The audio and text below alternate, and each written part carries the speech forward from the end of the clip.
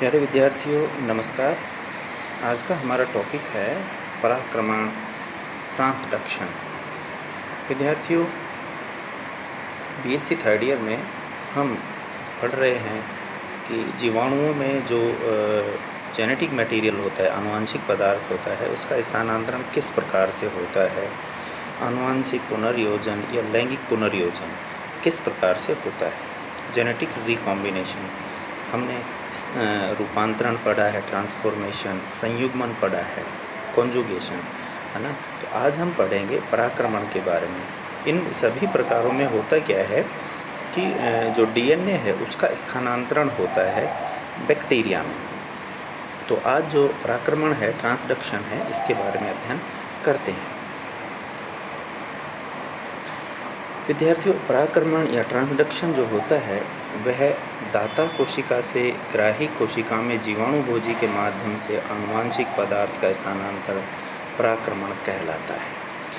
तो जब जीवाणुभोजी के माध्यम से आनुवंशिक पदार्थ का स्थानांतरण होता है तो उसे ही क्या कहेंगे, पराक्रमण या ट्रांसडक्शन कहते हैं। रूपांतरण में कोई भी बाहरी जो डीएनए है वह बिना किसी माध्यम के बैक्टीरिया में स्थानांतरित हो जाता है। कॉन्जुगेशन यानी संयुग्मन में हमने पढ़ा कि संयुग्मन नलिका का निर्माण होता है। लेकिन पराक्रमण में आनुवंशिक पदार्थ किसके द्वारा, जीवाणुभोजी के द्वारा बैक्टीरिया में प्रवेश करता है। अब बात आती है जीवाणुभोजी यानी बैक्टीरियोफेज क्या होता है। तो विद्यार्थियों, जीवाणुभोजी वो वायरस होते हैं जो बैक्टीरिया को संक्रमित करते हैं। यहाँ पर ये जो ग्रीन कलर की संरचना है ये बैक्टीरियोफेज है, जीवाणुभोजी है। इसे विभोजी भी कह देते हैं, फेज भी कह देते हैं। यानी ये असल में होते तो क्या है, वायरस होते हैं, लेकिन ये बैक्टीरिया को संक्रमित करते हैं, इसलिए इन्हें क्या कहते हैं, जीवाणुभोजी। यानी जीवाणुओं से भोजन ग्रहण करने वाले, जीवाणुओं पे भोजन लेते तो नहीं है लेकिन एक सामान्य अर्थ हम लगा सकते हैं, या जीवाणुओं को संक्रमित करने वाले वायरस, विषाणु जीवाणुभोजी कहलाते हैं। तो पराक्रमण में क्या होता है कि वायरस के द्वारा जो डीएनए है वह बैक्टीरिया में प्रवेश करता है और उस वायरस को क्या कहेंगे, हम जीवाणुभोजी कहेंगे। पराक्रमण की खोज विद्यार्थियों लैडरबर्ग और उनके शिष्य चिंडर ने 1952 में की थी।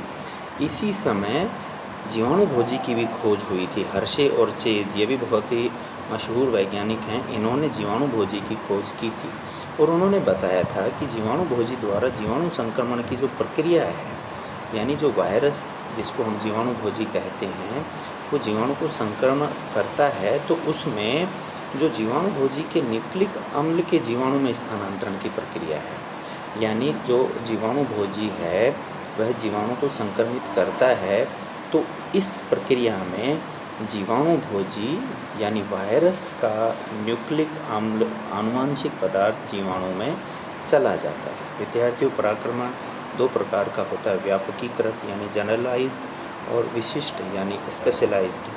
तो होता क्या है पराक्रमण में विद्यार्थियों, इस प्रकार से हम देख सकते हैं, ये एक जीवाणुभोजी है, वायरस है, ये एक जीवाणु है ना। जीवाणुभोजी ने जीवाणु को संक्रमित किया और इसका जो आनुवंशिक पदार्थ है ये जीवाणु में प्रवेश कर गया। ठीक है, जीवाणु में प्रवेश करने के बाद ये जीवाणु के गुणसूत्र को तोड़ देता है, क्योंकि हम जानते हैं कि वायरस का खुद का कोई आनुवंशिक पदार्थ खुद का कोई एंजाइम तंत्र नहीं होता। वह जीवाणु के ही आनुवंशिक पदार्थ का उपयोग, उसी के एंजाइम का उपयोग करता है। ठीक है, ये टूट गए और इसी के एंजाइम का उपयोग करते हुए ये जो बैक्टीरियोफेज या जीवाणुभोजी है अपनी संख्या में वृद्धि करता है। तो जब ये अपनी संख्या में वृद्धि करता है तो उस दौरान जीवाणु का जो आनुवंशिक पदार्थ था ये जो टूटे हुए हैं ये इसमें आ जाता है और ये फिर किसी अन्य बैक्टीरिया को जब संक्रमित करता है, जैसे ये इसने अपनी संख्या में वृद्धि कर ली और ये फिर किसी अन्य बैक्टीरिया को संक्रमित करता है, तो इस बैक्टीरिया का ये जो आनुवंशिक पदार्थ इसमें आया था वो दूसरे बैक्टीरिया में पहुंच जाता है और इस माध्यम के द्वारा इस बैक्टीरिया का आनुवंशिक पदार्थ इस बैक्टीरिया में चला गया और किसके द्वारा गया, जीवाणुभोजी के द्वारा गया। इसलिए इसको हम जीवाणु भोजी के द्वारा होने वाला आनुवांशिक पदार्थों का स्थानांतरण कहते हैं। विद्यार्थियों, व्यापकीकृत जो होता है यह प्रक्रिया उन प्रोफाज कणों द्वारा नियंत्रित होती है जो संक्रमित जीवाणु के कोशिका द्रव में उपस्थित होते हैं। प्रोफाज उनको कहेंगे जो बैक्टीरियोफेज के डीएनए होते हैं लेकिन जीवाणुविक डीएनए के साथ जुड़े हुए नहीं होते हैं, वो स्वतंत्र रूप से पाए जाते हैं। ये क्या हैं, इनको प्रोफाज कहेंगे। ठीक है। यह पराक्रमण की प्रक्रिया जीवाणु के जीवाणु भोजी द्वारा संक्रमण के साथ शुरू हो जाती है। लयजनक जीवाणु कोशिका में जीवाणु का डीएनए छोटे छोटे खंडों में विखंडित हो जाता है, जैसे ये विखंडित हो गया यहाँ पर, है ना। जीवाणु भोजी न्यूक्लिक अम्ल जीवाणु के विकर इत्यादि का प्रयोग कर नए विभोजी घटकों का निर्माण करता है। यानी जो बैक्टीरियोफेज है, जीवाणु भोजी है, वह बैक्टीरिया यानी जीवाणु के एंजाइम इनका ही उपयोग करता है और अपनी संख्या में बढ़ोतरी करता है। जब ये घटक संगठित होकर संतति विभोजी कण बनाते हैं तब जीवाणु के खंडित जीन का भी इसमें समावेश हो जाता है। यानी जब ये अपनी संख्या में बढ़ोतरी करेंगे, हम ये देख रहे हैं कि ये अपनी संख्या में बढ़ोतरी करेंगे,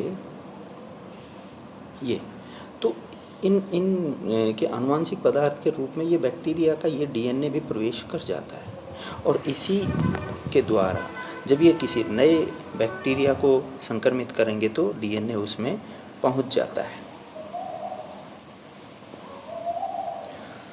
इस प्रकार के संतति विभोजी जब दूसरे जीवाणुओं को संक्रमित करते हैं तब विभोजी न्यूक्लिक अम्ल के साथ साथ जीवाणु के जीन भी इन जीवाणुओं में स्थानांतरित हो जाते हैं। इस प्रकार का डीएनए स्थानांतरण जिसमें जीवाणु जीन का कोई भी अंश विभोजी द्वारा स्थानांतरित हो सकता है व्यापकीकृत पराक्रमण कहलाता है।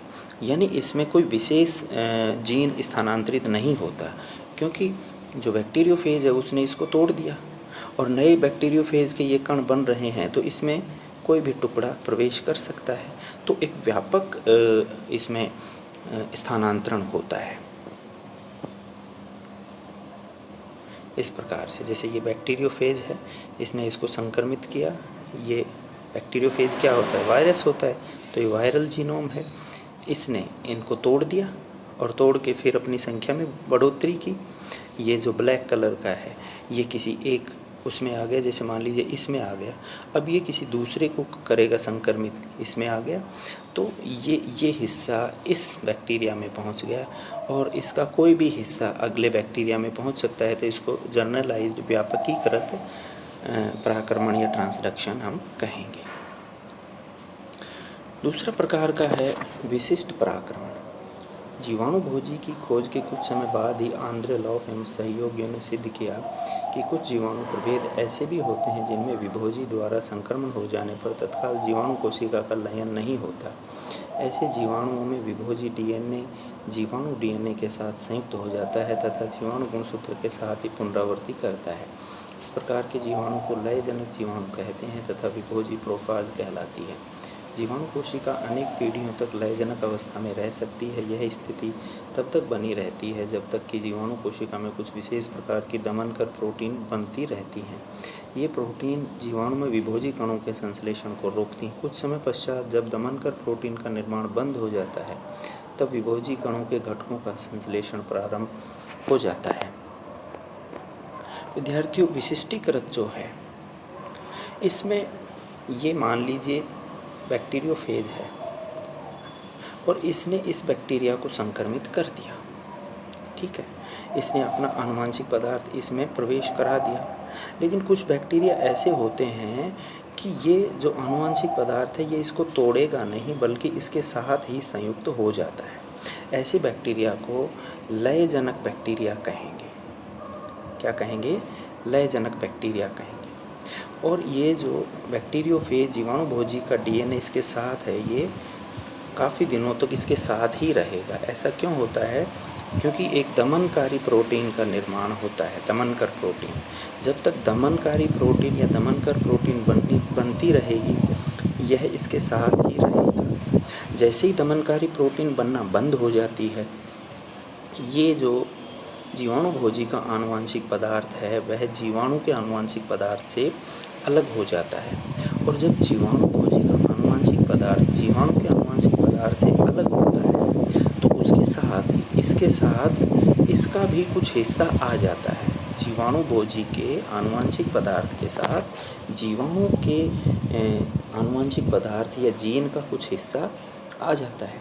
अब जीवाणुभोजी अपनी संख्या में वृद्धि करेगा उस जीवाणु के हिस्से को लेकर ही, और वह जीवाणु के आनुवांशिक पदार्थ का हिस्सा जिस बैक्टीरियोफेज में जाएगा, जब वह किसी दूसरे को संक्रमित करेगा तो उसमें वो विशिष्ट जीन, इस बैक्टीरिया का विशिष्ट जीन अगले बैक्टीरिया में पहुंच जाता है। इसलिए इसको क्या कहते हैं? स्पेशलाइज्ड ट्रांसडक्शन, विशिष्टीकृत पराक्रमण कहते हैं। विभोजी कणों के निर्माण से पहले जीवाणु डीएनए से विभोजी डीएनए अलग हो जाता है। ठीक है, विभोजी का मतलब यहाँ पर जीवाणुभोजी है, बैक्टीरियोफेज है। ठीक है, जीवाणु डीएनए से जीवाणुभोजी का डीएनए अलग हो गया। इस समय कभी कभी जीवाणु डीएनए के कुछ जीन भी विभोजी डीएनए के साथ आ जाते हैं। महत्वपूर्ण लाइन है, जब अलग दमनकारी प्रोटीन बनना बंद हो गया उस समय जीवाणु के डीएनए से जीवाणुभोजी का डीएनए अलग हो गया। जीवाणुभोजी के डीएनए के साथ ही जीवाणु के जीन के कुछ हिस्से जुड़े रह जाते हैं और तथा इनकी पुनरावृत्ति विभोजी के साथ साथ होती है। अब ये अपनी संख्या बढ़ाएंगे। अब अन्य विभोजी घटकों का निर्माण प्रारंभ हो जाता है। जीवाणुभोजी अपनी संख्या में वृद्धि करेंगे। इस प्रकार सभी संतति विभोजी नए प्रकार के होते हैं। जब ये संतति विभोजी किसी अन्य जीवाणु को संक्रमित करते हैं तब मात्र जीवाणु के जीन नए जीवाणु में स्थानांतरित हो जाते हैं। यानी जो पुराना वाला ये मदर बैक्टीरिया था, इसके जीन और नए वाले में आ जाते हैं। इस प्रक्रिया में सभी जीन समान रूप से स्थानांतरित नहीं होते। कौन से जीन स्थानांतरित होंगे? जो जीवाणुभोजी के आनुवांशिक पदार्थ के साथ जुड़े हुए रह गए। केवल वे विशिष्ट जीन ही स्थानांतरित हो सकते हैं जो कि जीवाणुभोजी डीएनए से सटे हुए होते हैं। इस प्रकार के स्थानांतरण की विशिष्ट प्रक्रमण कहते हैं। ठीक है, तो आज के लिए इतना ही विद्यार्थियों।